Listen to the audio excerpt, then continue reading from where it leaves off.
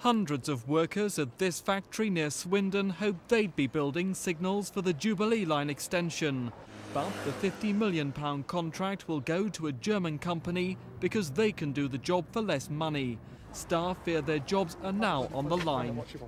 Well, don't know. Hope, assuming the job is safe, but who knows these days? Will it make you worried for your job? Yes, but then we've faced that situation for a long time. We're getting used to that.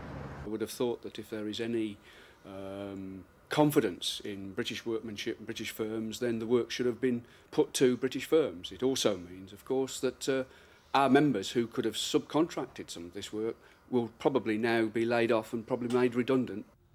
The problem is that European regulations mean companies like London Underground have to put work out to competitive tender, both at home and abroad, and accept the lowest bid. Once the project gets the go-ahead, tunnelling will start on this site.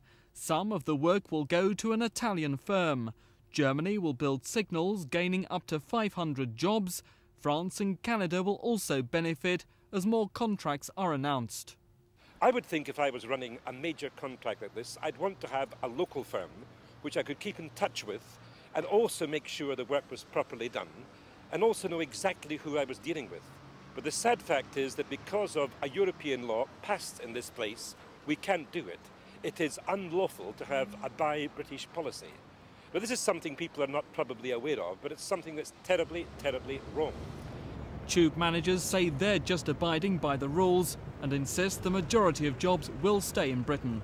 Less than 10% will be going abroad, but we are talking about a £1.8 billion scheme. So there's a lot of work for at least 12,000 people within the United Kingdom. But why do you have to go abroad at all? One is obliged to, one has to, not only for the EC, one has to go into Europe, but internationally we must seek the best price and the best conditions and the best expertise. MP Terry Dix is backing London Underground and says if British companies have lost contracts, it's their own fault. If there's British companies who can be competitive and get these contracts, then it's jobs for Britain. If they're not competitive, they won't get the jobs.